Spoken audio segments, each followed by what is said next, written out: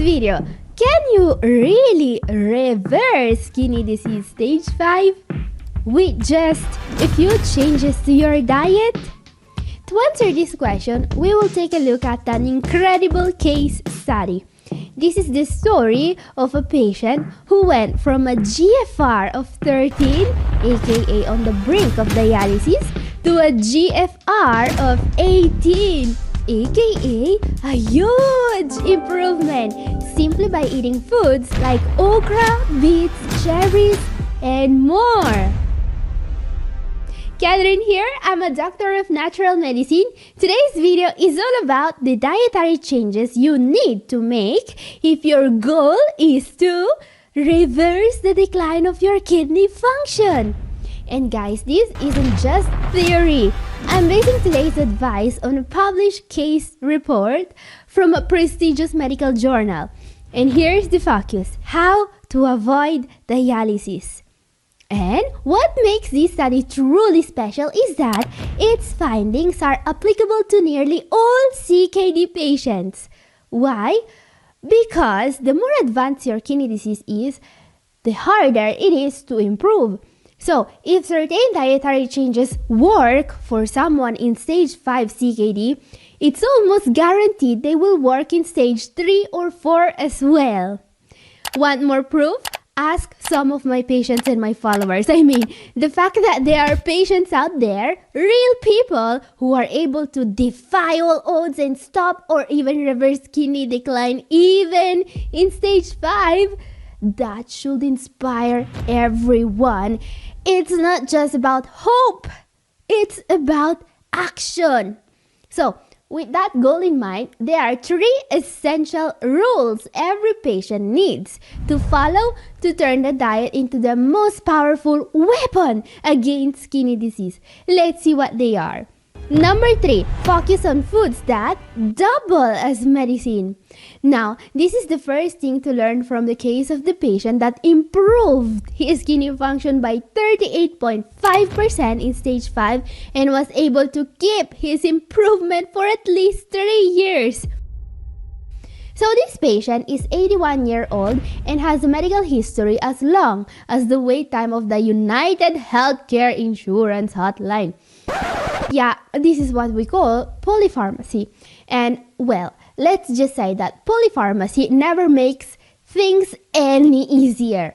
Polypharmacy is when your evening routine involves more pill sorting than watching the news. At some point, you start wondering if you should hire a pharmacist to live in your spare bedroom.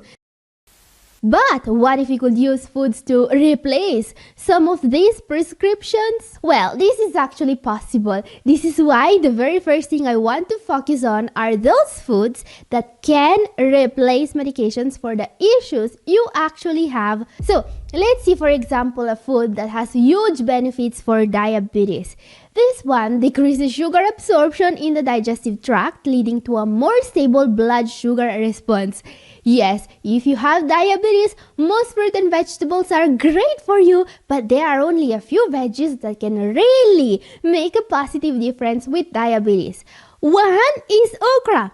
Okra has huge benefits for those with diabetes. It can actually lower your fasting glucose levels if you just add it to your diet. It's an incredibly powerful effect, as this review of studies tells us. So, add okra to your diet if you have diabetes. Now, another food you absolutely want to add if you have diabetes is raw ACV. Apple cider vinegar is the best friend of people with diabetes, and I really recommend consuming it before meals. Several studies show that consuming real ACV can significantly increase insulin response and lower blood sugar levels. And ACV is also a valid weight loss tool if paired with the right diet.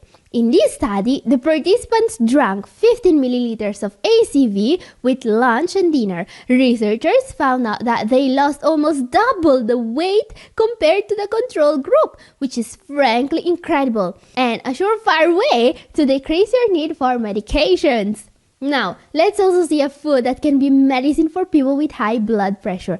If you want to control your blood pressure, make sure you are eating beet and spinach. You can put these two foods in a soup, in a salad, use them to make a smoothie. Heck, you could even juice them and freeze them to make veggie popsicles and serve them as nature's fudgesicles. Just don't blame me if your grandkids never trust you again. Anyway, it doesn't really matter how you eat them, but find a way to add beet and spinach to your diet. Why, you may ask? Well, the reason is nitric oxide. Many CKD patients have too low levels of nitric oxide, and this is bad. Nitric oxide is a powerful vasodilator. It doesn't just lower your blood pressure, it also brings more blood, oxygen, and nutrients to the kidneys. Think of nitric oxide as that helpful neighbor who fixes your fence and mows your lawn without asking. Except here, it's not landscaping, it's unclogging your arteries and cheering on your kidney function like a proud soccer mom. And here is another incredibly healthy food for people with high blood pressure. This is a cacao pod, the most natural form of chocolate you can find. So, have you ever heard about the fact that chocolate is actually good for you? Chocolate is not really that good because it's a processed food. But if you can find this, which is the bean of the Theobroma cacao tree, well, this is incredibly healthy. I mean, imagine all the benefits of cacao with none of the additives. Real cacao is like meeting the chocolate's well-read cousin. No sugar, no nonsense. It's basically chocolate that went to college and learned to speak 3 languages. Sure, it's a bit bitter, but so is life. At least, this bitterness helps your blood pressure. In fact, this is full of flavonoids, antioxidants that protect the kidneys. In clinical trials, test subjects who were administered natural cocoa had a reduction in blood pressure of 3.7 over 2.7 compared to the control group. I mean, this is amazing. This is just food, not a medicine. And of course, you can get this benefit from cacao nibs as well, or from other natural cacao products that don't contain sugar or additives such as phosphorus. Okay, what if the issue you want to treat is swelling? Well, one of the best and most underrated foods for swelling is parsley. Yes, this little herb should be a true A-lister of the natural treatment for kidney disease. Parsley has a long history as a diuretic herb. Its volatile oils and flavonoids are thought to contribute to increased urinary flow, making it a long-standing go-to in traditional remedies. This is strongly supported by science, by the way, and you can use parsley as a garnish, or you can use it to improve the properties of another food with incredible properties, garlic.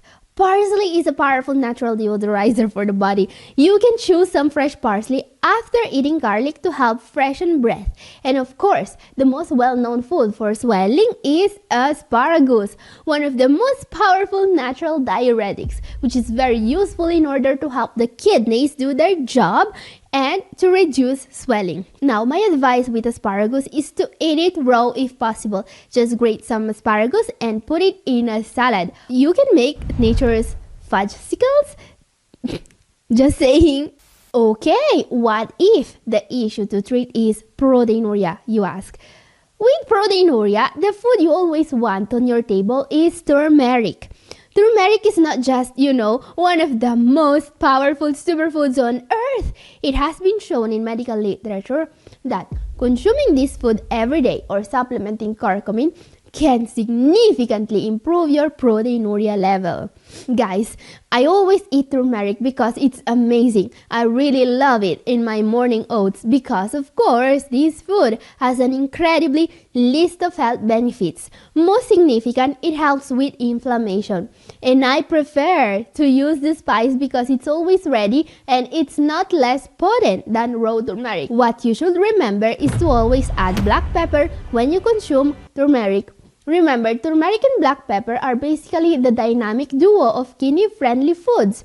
Add them daily and pretty soon you'll be dropping health stats at dinner parties. Oh, you're still taking 4 pills for that? I sprinkled a little turmeric on my oatmeal this morning and my kidneys sent me a thank you note. Now, the other food for proteinuria is flaxseed. If you're one of my patients, you already know that flaxseed is a staple in the renal diet I personally design. It's one of the only 2 seeds in my green section, the Eat Everyday section. Why? Because flaxseed isn't just healthy, it's a kidney powerhouse. This small but mighty seed is amazing at reducing kidney inflammation, and studies even shown that it can improve GFR in some cases. Not many foods can make that claim, which is why I recommend flaxseed for all kidney disease patients. Just make sure to grind your flax seeds or buy flax meal for maximum benefits. And guys, the great news is that if you're interested in starting a renal diet that's easy to follow, backed by science and designed to work, you can now book a consultation with me. I've developed an innovative approach to the renal diet and I include a fully customized plan as part of every first consultation. So why wait? I'll work with you to ensure this diet meets your specific needs and helps you see real results. My schedule is filling up quickly, but isn't it better to book now and secure your spot than to keep waiting and wondering? If you are ready to get started, send me an email today to Catherine@newhopeforkidneypatients.com or click the link in the description to contact me directly. Let's work together to build a plan that empowers you to take charge of your kidney health and break free from relying on a healthcare system that so often fails to prioritize your well-being. Because guys, remember that we live in a time where the healthcare system is so broken that healthcare insurance CEOs are randomly being executed on the street. And what's even stranger is that instead of mourning, the general public seems to be happy with that. It's clear that nobody deserves to be a cog in this broken system. I mean, if you tried explaining this situation to someone 50 years ago, they'd think you were pitching the plot of a dark comedy film. But here we are, living it. No popcorn needed. We're too busy paying co-pays. This is why you need to keep learning like you are doing right now and keep giving your own health the importance it deserves. That said, let's talk about what I consider the most powerful hack for kidney health. Hack your protein intake with the kidney-saving foods. Now guys, when I say hack your protein intake, I don't mean like hacking, your neighbor's Wi-Fi. It's more like literally and drastically cut your protein intake. So my tip here is eat more, a lot more of those foods that are very low in protein, such as apples, cherries, raspberries, tangerines, cauliflower, bell peppers.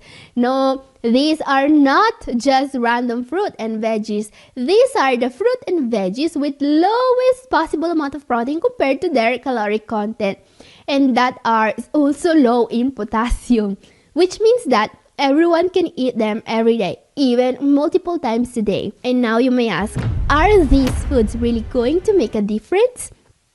And the answer is yes, as long as you eat them regularly. Let me explain. Cutting protein intake to the level I want you to cut it is a lot easier said than done. In fact, most patients, when I tell them to cut protein intake, think they just need to cut on hamburgers and steaks and that's it. Not how it works, sorry. Sorry to disappoint anyone who thought tossing out their burger buns would crown them Kidney Hero of the Year. Turns out the rest of your pantry wants a say in this health game too. I mean, unless you really want to believe that all the people that end up in dialysis every year didn't get the memo about hamburgers and steaks, well, we need to look a little deeper. So science says that in order for your diet to be able to repair your kidneys instead of damaging them, you need to eat a very limited amount of protein. We are talking 0.6 grams of protein per kilograms of ideal body weight here. Okay, what does that even mean, you ask? Well, it means that, for example, for a person of 60 kilograms of ideal body weight or 132 pounds, the daily protein intake is 36 grams. And guys, that's very little protein, especially because it's for your ideal body weight. But we don't eat meat. You might be thinking, so what's the big deal? Well, the big deal is that every single food contains some protein. Yes, even plant-based foods, even fruits and vegetables. And while 36 grams of protein is something you could easily consume in a single meal. But now I'm asking you to make sure that you are not eating more than that in the whole day. Also while, well, not starving. I mean, it's like trying to thread a needle while wearing oven mitts. Easier said than done. In fact, just think about that. A cup of cooked spinach has 6 grams of protein. A cup of broccoli, 4 grams of protein. And don't even get me started on legumes and whole grains. One slice of whole wheat bread, 4 grams of protein. A cup of brown rice, 5 grams of protein. And what about lentils? For just 1 cup, you get 18 grams of protein. Now guys, these are just a few examples of perfectly healthy plant-based foods that could make you overshoot your target of 36 grams of protein per day in just 1 or 2 meals. On the other hand, this you see here is a sample diet aimed at getting 35 grams of protein and 2,000 calories per day. I have created it to show you that it is actually possible to follow a low-protein diet without starving. So yeah, avoiding dialysis is more complicated than just cutting on hamburgers and steaks. That's right, we're basically plotting a haze against protein. It's like we're Ocean's 11ing our meal plan. You take the apples, I'll distract the rice, and we'll all run from the lentils. This is why, in order to achieve the goal of not over-consuming protein, you want to include as many low-protein foods as possible. And guys, this brings us to the third step towards improving your kidney function. Now here's something they never tell you about the renal diet, because I mean probably not a lot of people know about this. So here's the thing. The hardest part of planning a renal diet is not avoiding protein. It's making sure you're getting enough calories while keeping protein intake as low as necessary. If you look at this diet, which is just a sample, not one I want you to follow, you'll notice that a lot of attention was given to finding foods with a good calorie to protein ratio.